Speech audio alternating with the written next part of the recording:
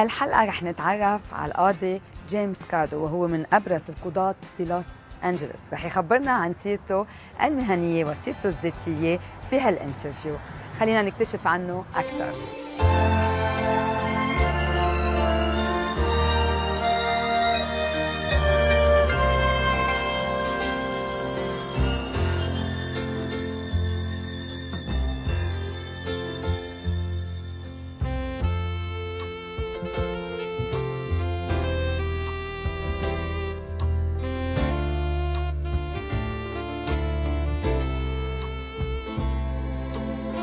Judge James Kado, thank you for receiving us in your beautiful house here in Los Angeles. Thank you. It's a great pleasure to be with you.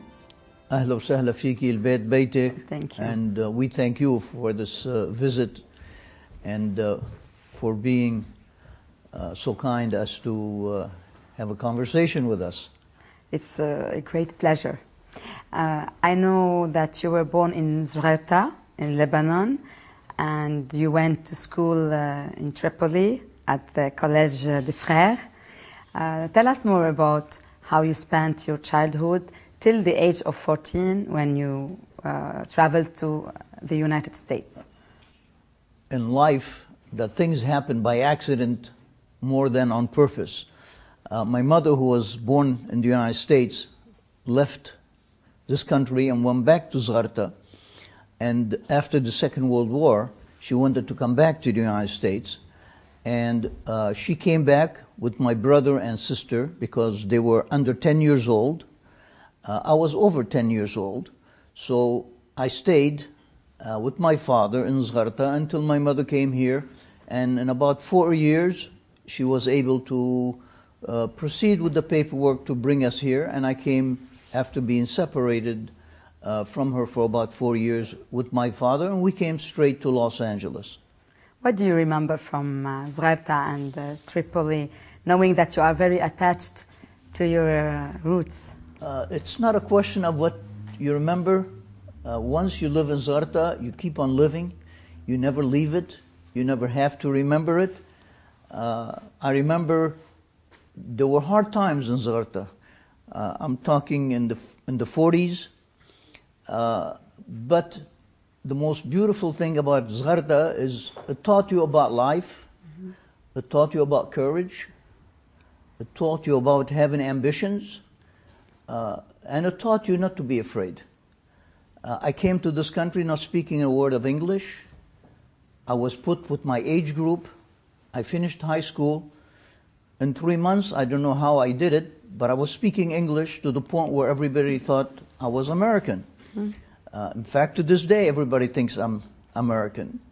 I don't look Lebanese, although I'm Lebanese to the marrow of my bone. After high school, I decided I wanted to go to college because I had a grandfather who would never have dinner unless I was seated in his lap. And he always told me, "Ya jiddi al-alam أقوى من السيف." صح. ليش كمان يقول لي أقوى من الفرد بس حب يلطفها شوي. So I had always thought of myself as going to college. It was something Very that was important. inbred in me. And I left Los Angeles. I went to the University of California at Berkeley, which is close to San Francisco. And my ambition was really to go into the Foreign Service. So I majored in political science and international relations. I graduated in those majors, and unfortunately, the Army, the United States Army, still had a draft system. And since I had graduated college, I did not have any more exemptions, so I was drafted into the American Army. And I thought it was a very, very dark day in my life. Was it a good experience to be? But as I look back on it, it was a beautiful experience. It made you appreciate life. I didn't go into a war. I stayed in the continental United States. I served 2 years in the Army up in Washington State. And then I decided that I was going to go into the Foreign Service. In 1958, when I was ready to be discharged from the Army, orders came from Washington to place a hold on my discharge from the Army. I didn't understand why. Right. 1958, President Eisenhower had decided to send American troops into Lebanon because of the communist growth in Iraq and Iran, and they knew I was Lebanese born, that I spoke Arabic, and they wanted to send me with the American troops. And as much as I appreciate serving my country, I didn't want to be in the Army one day, then I had to. So I applied for the Foreign Service, but at the same time, I applied for admission to the law school of the University of Southern California as Plan B. And as it turned out, we also had the first civil war in Lebanon in about 1958, and they were doing background check on me both in this country and in Lebanon, and they wanted to interview my grandparents, my aunts, my uncles. The Kado family is rather large. We are a tribe. We're more than a family. Because of the war and in the presidency of President Camille Shamroun, my family had left Beirut and went back to Zgharta, and then they could not contact. By the time they came back to me with approval to join the Foreign Service, I had finished 6 months of law school, and I decided I only have 2.5 more years, I might as well finish it. So I stayed in law school. And it's a good thing. Today, and then I became an attorney. You are a brilliant judge, and you are the first Lebanese-born American judge. That's correct. It's one of the things that I'm truly proud of is that it appealed to me. I had a very prosperous law office. I was very successful because I loved the law, and I loved people and being of service to people, because the law is a profession that takes care of people who are in trouble. If you don't have legal problems, you don't go to an attorney. Of course. And what attracted me to becoming a judge was the fact that I was the first Lebanese-born American judge. We have many judges of Lebanese descent, but they are born in this country. Not born in Lebanon. I want to ask you about your years in at the university, at the law school. You were devoted and passionate for this career, or was it just a choice, a decision you took? You cannot be a good lawyer if you don't love passionately the law. As a matter of fact, one of the great judges had a saying that's in most of the law schools in this country, and the saying is, the law is a jealous mistress. Which means that if you don't love the law passionately, you're going to be a terrible lawyer. I love the law. I love the service that it rendered to helping people who are in trouble. And if you love the law, then you're very happy at what you're doing, and that means more than money.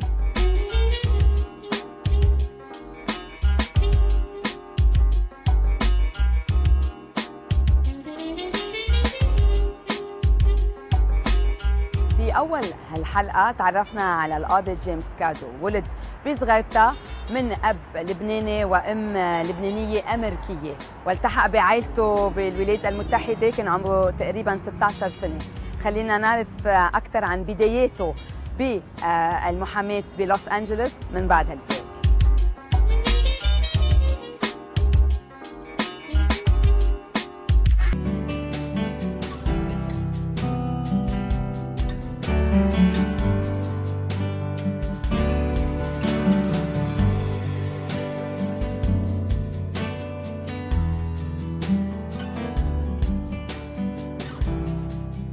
I understood that you created your own law firm at a very at a young age, and which has been like now for 27 years, active for 27 years. It's actually more than 27 years. In 1964, I realized that I could not go work for a law firm.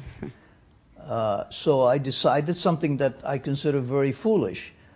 but then if you don't if you don't take risks in life, you also don't succeed. Of course. I decided to have my own law firm, and I did, and I stayed in private practice with my own law firm for 27 years until 1990, when Governor Deukmejian, who was a personal friend and appreciated very much what the Lebanese community in Southern California did for him throughout his political career, and really wanted to honor the community, and he considered me to be one of the more prominent members of the Lebanese community. He told me that he wants to appoint me to be a judge, to go ahead and put in my application, and that's what I did. You were appointed first in 1991 and then re-elected every 6 years. Yes, till today. A judge in California is elected every 6 years. Initially, you're elected every 6 years, but initially you are appointed, and it is you're appointed as an honor in appreciation of something that you have done politically. And I was Republican. Governor Deukmejian, just like President Reagan, were Republicans. As a matter of fact, Governor Deukmejian was highly respected by President Reagan, and it just was too attractive to say I'm the first Lebanese-born American judge, and I'm still very proud of it. Of course, we are all proud of that. What are the qualities of a good judge, and what are his responsibilities? First and foremost, you've already touched on it a little bit, you have to love the law. And if you love the law, you will become a good judge. What you need, however, to be a good judge is, number one, an intellect, number two, good education in the law, number three, compassion and sympathy for the people who come before you. Being a judge is being understanding, wanting or needing to listen to both sides of the equation, and being sincerely interested in solving people's problems. What you have before you as a judge are disputes. Of course. And these are serious disputes. Some of them involve putting people in jail. Some of them involve, if you do divorce work, taking children away from their parents. A judge can do something that a president of the United States cannot do. I can put people in jail. I can take somebody. You can even put a president in jail. And they almost did. So it is a noble profession, but you cannot be just without being compassionate. At the same time, you cannot rule or you cannot decide cases with your heart. You can be as sympathetic, as compassionate as possible, but the law is the law, and you have to treat everybody equally, no matter which way your sympathy may be. And it's a very hard job. Indeed. Did you ever regret a judgment you did, or you thought about it twice, thinking you had the wrong decision? I honestly do not regret any of the decisions that I have made. And I was doing criminal cases for 2 or 3 years. I love civil cases more, because in civil cases, all you deal with is money. You can either take the money or give somebody money. In criminal cases, it left more of a emotional sadness in me, because I put somebody away in jail for 80 years and was 45 years old. That stayed with me. I had trouble sleeping that night. In civil cases, I don't have that worry. In civil cases, I feel I make the right decisions. I'm seldom wrong. If I'm wrong, there's an appellate court that looks at my cases, and that happens very, very seldom. I feel very comfortable with my cases because I don't give a judgment very lightly. I study it, I think about it seriously, And mostly I think about the litigants and the attorneys who come before me are entitled to my best effort and my reasoned opinion and a just decision, and that's what I would like to give them. Are the rights of a Lebanese American citizen the same as the pure American citizen? What's beautiful about America, and it comes with a price, is that not only are all Americans equally treated and equal under the law, but even foreigners, illegal aliens, people who are here without a visa or without papers, so long as they are on American soil, are treated equally as American citizens. America takes pride in its legal system, and my humble opinion is the judiciary, in other words, the legal system, is the cement that makes this democracy great. And we are blessed because the Americans and those litigants who come before me are convinced, once they have a fair hearing, that the judgment is a fair judgment. They may not agree with me because in my business I can't make both sides happy. One party has to lose, one party has to win. But what's gratifying is that both walk away from my courtroom convinced that they had a fair chance, that they had a fair judge, that I gave my best judgment according to the evidence that was brought before me. And that's very rewarding for a judge. And it's also a great compliment to this democracy that is America, that we have a system where the law sometimes may be violated, but will be obeyed. And what is the importance of rules and regulations and law in democracy? The importance is, first of all, the people know that they have rights.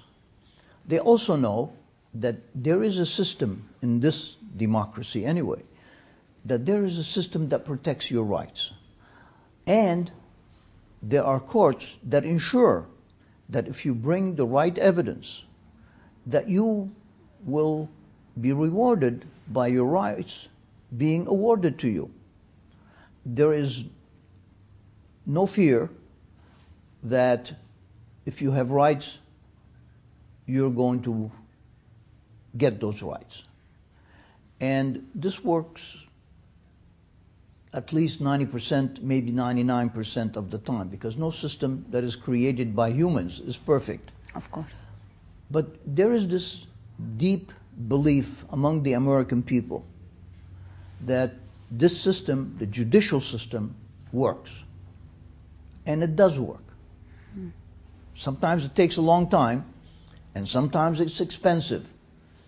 But the system does work, including the jury system, which is unique for the United States and for Great Britain, the Anglo-Saxon system. It's a very expensive system, but it does work because the philosophical reason that the founding fathers of this country had is that it is better for you to be judged by members of your community, by your peers, by your next door neighbors, by the people that you see every day, than to be judged by experts.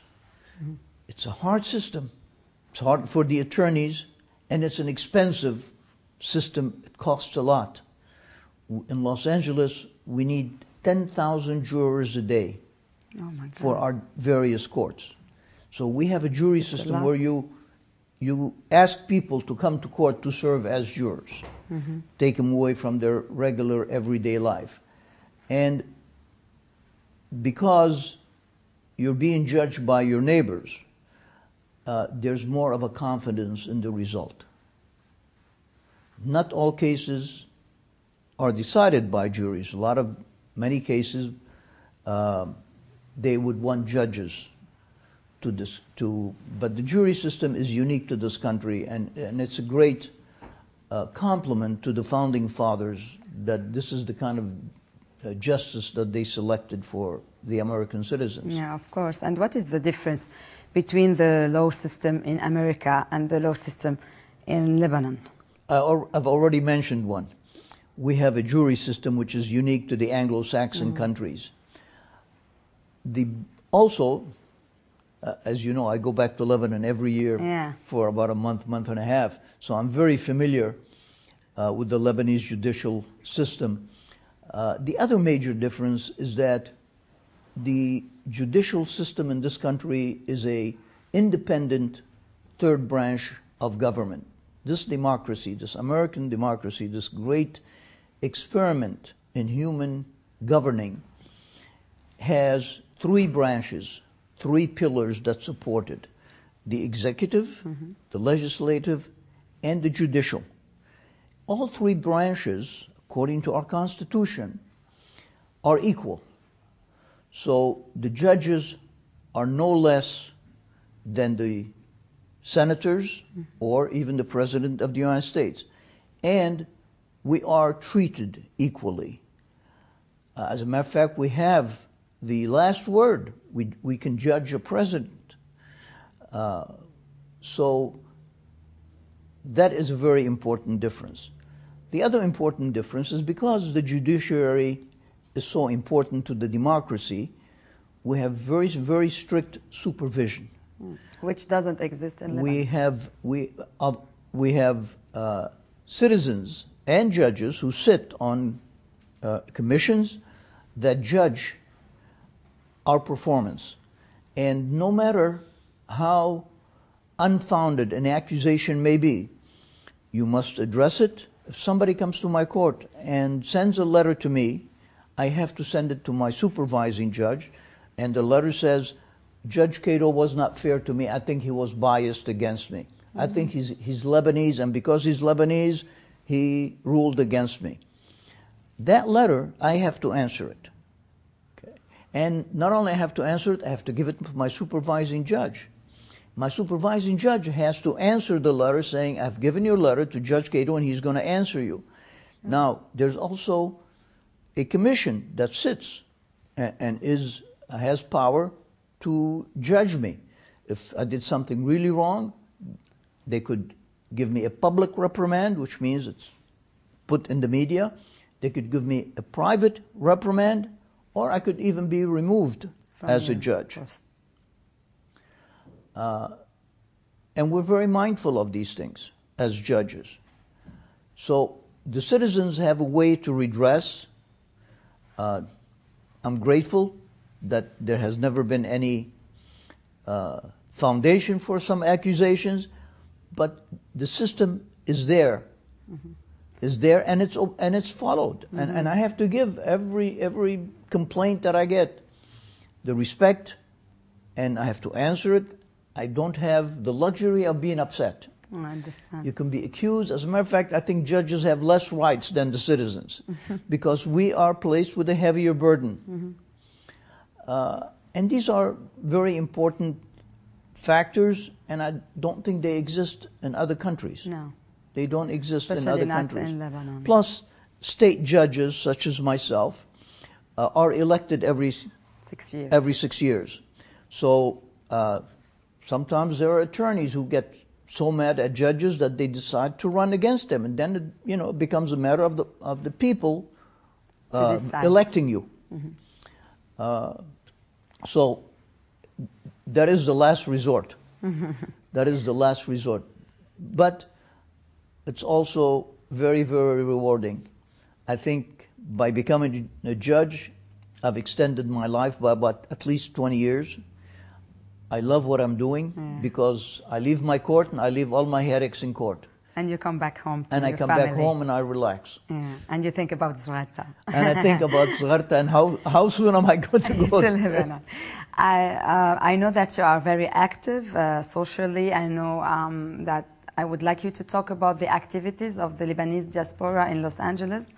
I know you have created and you are president of many organizations. The Lebanese community in Southern California is very, very old. I think they started, all the immigrants started in Ellis Island and in New York. Then they started coming west, first in the Midwest. And the Lebanese community started in the maybe 20s or 30s. It's an old community, but because they have such a long distance to cover, it didn't grow in numbers until later in years. But when I became a lawyer, I had a ambition to try and unite the community as much as possible, because we were a minority among minorities. And the American system demands participation. So I always wanted to either create organizations or join organizations that already exist to bring us together and participate in the political process, participate in social life, participate in charitable endeavors. Mm-hmm. And I was either president or a member of the board of all the Lebanese organizations. Some of them I was a founder, and I even expanded. I went beyond just Lebanese community, the Arab American community in general. I was spokesman for the Arab cause, for the Palestinian cause, and I certainly was a spokesman for the Lebanese cause when Israel invaded Lebanon, and I was very, very active, and I was successful to a great extent until the Lebanese Civil War of 1975, at which time, because of the distance, and unfortunately the Lebanese echoed and mirrored the division in Lebanon instead of being unifying. But that's the way human beings react. I know that you have founded also the Arab American Bar. I was very, very proud from a professional standpoint, when I was a lawyer, that I formed the Arab American Bar Association, which is still very active, and they were kind enough to vote a annual Judge James Kado Award that is given every year to a prominent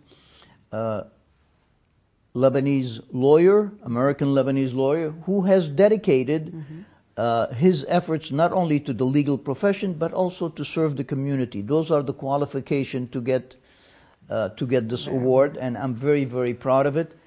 The other thing that I'm very, very proud is that for 12 years we have been raising funds to create a community center, a cultural center for the Lebanese community.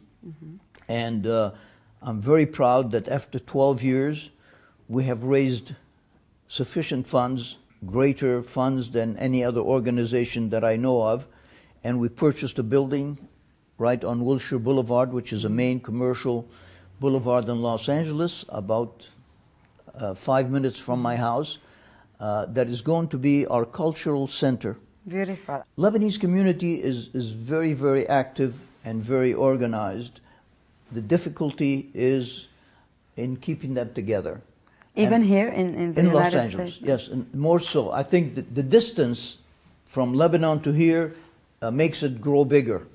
It's like an echo. The echo starts with a small voice. But I'm also very proud that they all respect me. I don't have any enemies. They don't agree with me, but they listen to me. Which is and I'm proud that my life in this community as a judge, and before that as a lawyer, even more so as a lawyer, because as a judge I'm limited, I cannot get involved politically. But as a lawyer, I'm very, very proud that I was a unifying influence, not a divisive influence. And that's that's something of benefit to the community, and of course, great emotional satisfaction. Of course. To me. Of course. And is there a high percentage of Lebanese American lawyers in Los Angeles? We have quite a few of them. I don't know the numbers exactly. I know that the Bar Association that I formed has about 100 members. There are other Lebanese lawyers who don't participate in the community. They've become too Americanized. And part of my job is, as a judge, if I see a last name that I recognize as Lebanese, I call. And I tell them that there is an organization that's made up of Lebanese and Arab Americans. It's a bar association. It's a professional association. Try to get them involved. And that was a problem generally in the community at large. The Lebanese have a habit of assimilating too well. It took a great deal of work to finally get them to come out and say, I am Lebanese. And there's one great Lebanese that we owe an eternal debt to, and that's a man by the name of Danny Thomas. Danny Thomas put Lebanon on the map in the United States. Who founded St. Jude? He is, yes. And actually, the St. Jude was founded here in Los Angeles.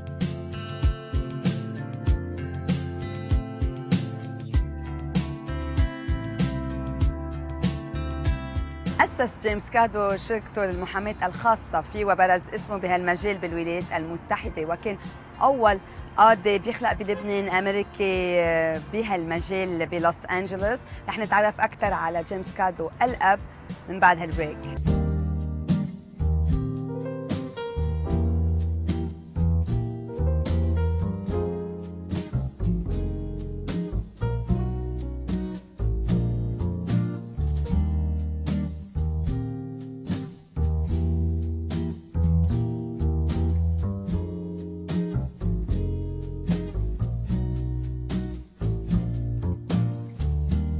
Let's talk about your personal life and your family. Also, I know that during your studies at the law firm, you left to Lebanon. Yes. You escaped to Lebanon, and you met. Your wife is a relative. Yes. And you got married and you came back. Tell us more about this story. Well, after my first year of law school, I really missed Lebanon, and all of my grandparents were still alive. My aunts, uncles, the whole Kado tribe.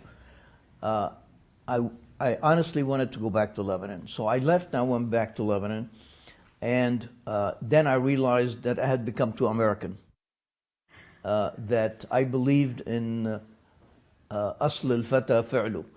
I believed that you should accomplish in life on the merits and on your ability, not on who you know and what your connection is.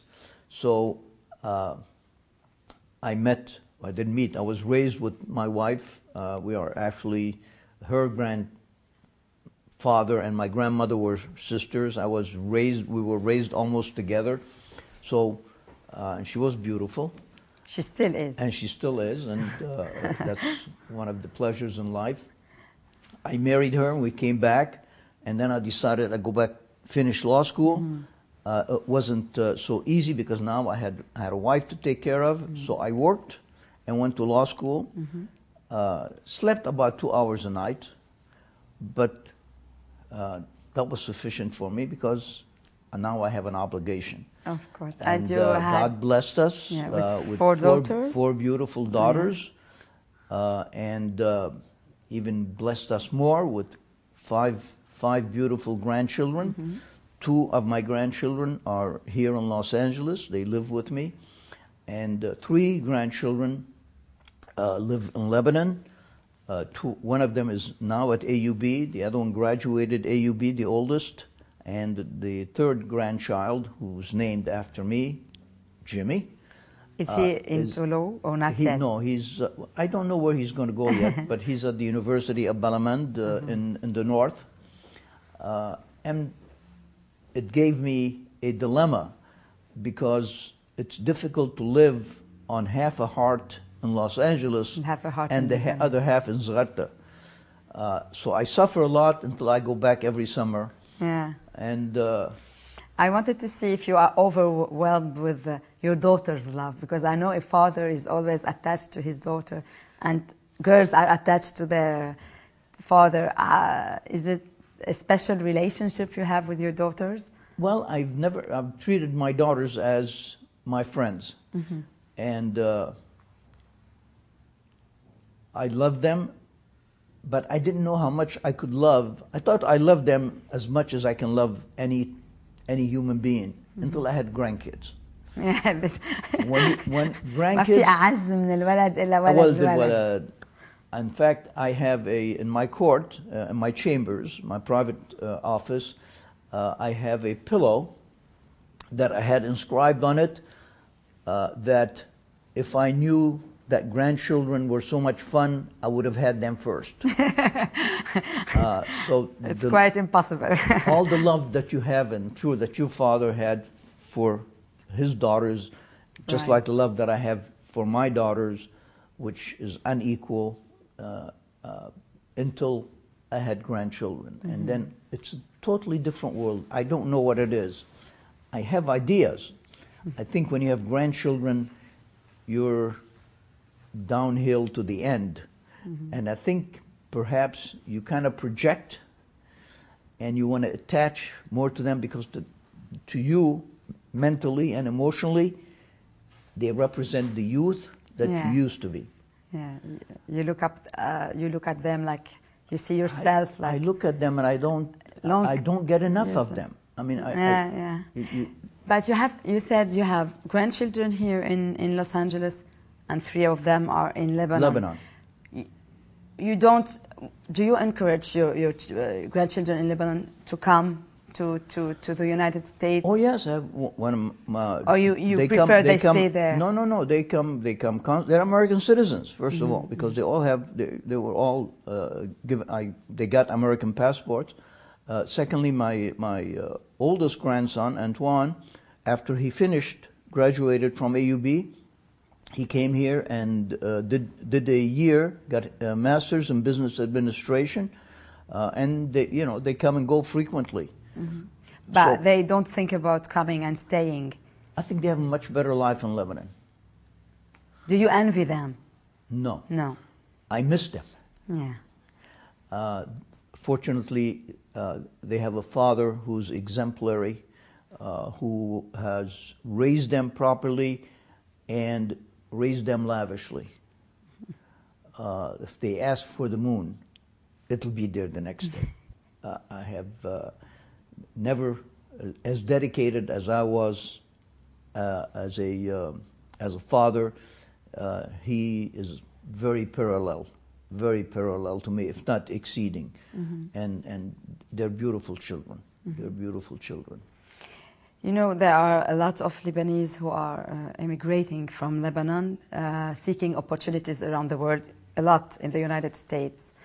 Is it a good thing to come and foresee and seek for opportunities, or is it maybe a bad thing to leave Lebanon? And You know, I anticipated, and I've been thinking for a couple of days because I know she's going to ask me this question. yeah, The Lebanese mentality and humanity is, and I'm not bragging about because I'm Lebanese. There is something unique about the Lebanese, in the character of the Lebanese. The Lebanese character is very entrepreneurial. They know how to sacrifice. They know how to defer pleasure for the sake of future enjoyment. And they are courageous and go where no one has dared to go. Recently, just last year, I had the honor of being awarded the Ellis Island Medal of Honor. It's an award to recognize immigrants who have distinguished themselves as Americans, and I was honored with that medal.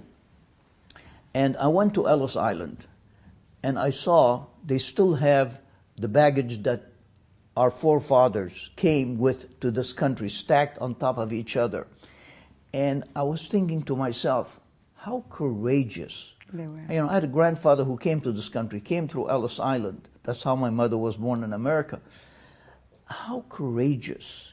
It's like going to the moon. Imagine coming on a ship from Beirut. Don't speak the language.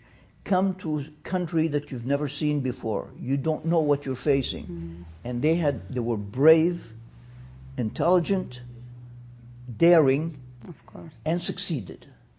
And that character and the Lebanese personality, I think we have inherited. It's in our genes. It's in our blood.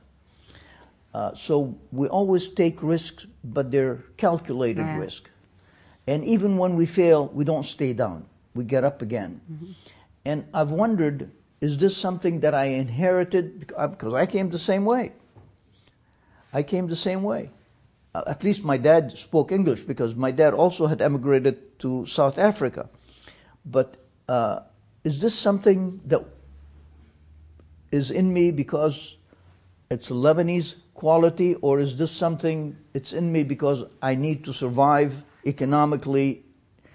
And I don't have the answer to that, but I'm convinced that whatever the Lebanese have done in the world outside of Lebanon, they have done because of the culture, because of the way we were brought up, because of the suffering under so many empires, particularly the Ottoman Empire, and we have been endowed with a spirit to go on.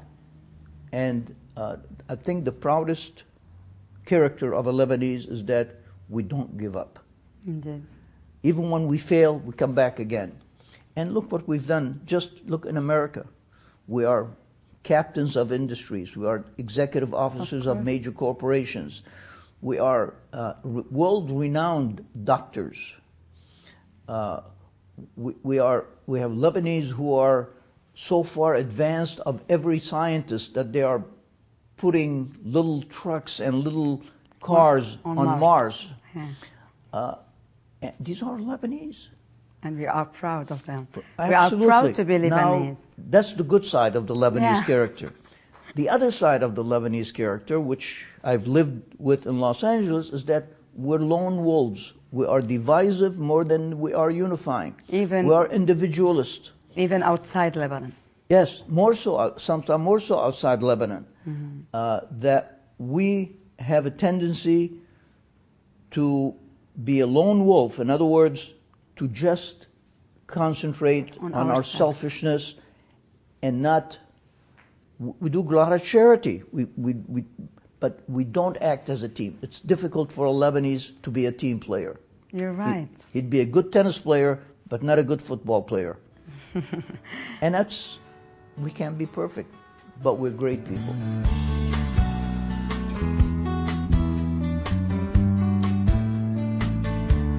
القاضي جيمس كادو عنده تعلق وحب شديد لأولاده، وأكثر من هيك لأولاد أولاده أيضاً.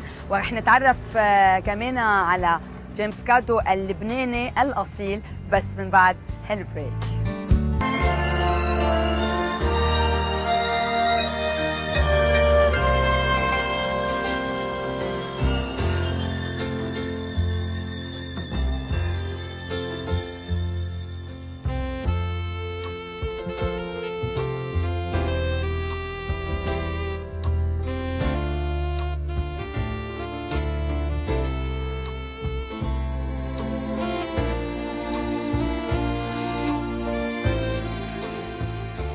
I know that you travel to Lebanon once every year. Without fail. Without fail. And maybe you are the only one who is still so much attached among the ones I interviewed, I mean. Why do you go every year? And did you ever think about maybe founding something like that, like a new organization there, to help more Lebanese people in Lebanon? You take opportunities where you find them. But America, I love America because it gave me an opportunity that I could never have had anywhere else in the world. But America does not give you the full measure of emotional satisfaction, interaction with human beings. America is a good place to come and work, but there's no social life in America. I go to Lebanon every year because I need to, if I don't, my roots will shrivel and die. I go back to Lebanon every year so that all my friends can take a vacation from whatever work they do to spend that month and a half with me. They close their offices, they leave their work, they don't work in the bank, whatever they're doing, they come just so we can enjoy each other and relax and play cards and joke with each other and make fun of each other. And then I come back a month and a half and I'm so filled up with enjoyment of life that I don't have here. So I share myself with my two heritages, the Lebanese heritage and the American heritage, and they blend well. They blend well. But I don't think I could live in Lebanon because there are many, many injustices that you cannot cure. And I'm a judge. And being a judge is very difficult. My job is to cure an injustice, at least try. And by the same token, if socially and culturally, if I don't go back to Lebanon and visit my family and visit my friends, I feel empty. I understand. I feel empty. And I don't want to be empty. No. Anyways, I know that you are a great judge, but I discovered that you are a great person. And this is a great Lebanese. Lebanese in the heart. They all go together. I've always, whenever I meet with my American friends or whenever I've attended conferences, whenever I've been invited to talk, I've always said that Lebanese makes a great American because we are law-abiding. We behave much better in this country than we do in Lebanon. Yeah, I know. There's something in the air. Yes, yes. Well, we conform. We understand because we are very smart people. We understand that what we have in Lebanon doesn't work here, so we adapt very quickly. We adapt very quickly. But the Lebanese all over America, I'm so proud of them. Even our forefathers who gave us, who really were the pioneers, who gave us the trail to follow. And if it weren't for them, maybe the Americans would know what Lebanon is or what the Lebanese are. And we are, especially in Los Angeles, because Los Angeles is so diverse. It reminds me very much of Lebanon, except in Lebanon we're diverse religiously. Here we're diverse ethnically. But the Lebanese have achieved a great deal, thanks to the gentleman you interviewed this afternoon, Dennis Zain. The Lebanese have now become part of the system at the highest level of government. You know, we have Secretary of Transportation, Ray Lahoud. So we have adopted to the system. We're part of the system, but we don't put in the effort, the sufficient effort to really succeed even more in the system. But we're a great people, and we should always hold our head high, because no matter where the Lebanese are, they will always shine. I have faith. I have faith in that. We have to. Thank you, Judge James Kado. It was a pleasure talking to you, and hope to see you very soon in Lebanon. Without fail. Without fail. Tikaram Ainik. Thank you. And I want to thank you very much to let me empty my chest. These are things that I've always had that I never thought I would have to come out and say them, but thank you for the questions and giving me the opportunity to express my feelings. Perhaps I'm too emotional right now, but it comes from the heart, and it's also from the brain, because I have to put them in words, and these are the most beautiful words I could think of, and I owe all that to you. Thank you. It was a great pleasure. Thank you.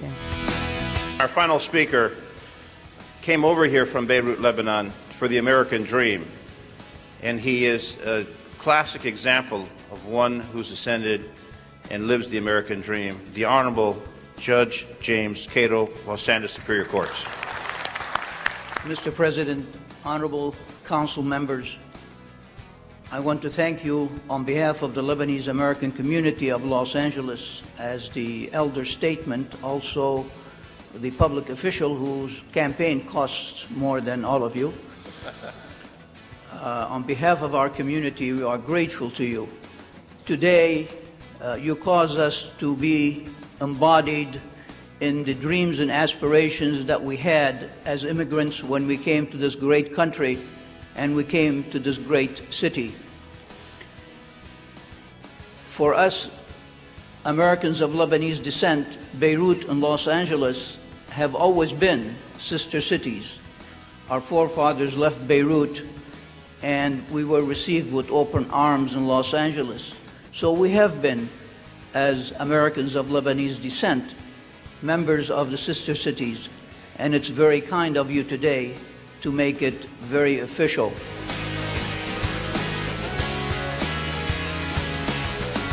بنهاية حلقتنا اليوم أخذنا عبرة كتير مهمة، هي المحافظة على القيم الاجتماعية الإنسانية والأخلاقية، قيم بعدها راسخة بشخصية القاضي جيمس كادو اللي بيزور لبنان مرة بالسنة ليستمد طاقته ويقدر يعطي أكثر للجالية اللبنانية الموجودة بلوس أنجلوس. ورسالته الأهم هي إنه الشعب اللبناني لازم يضل موحد ومش مقسوم.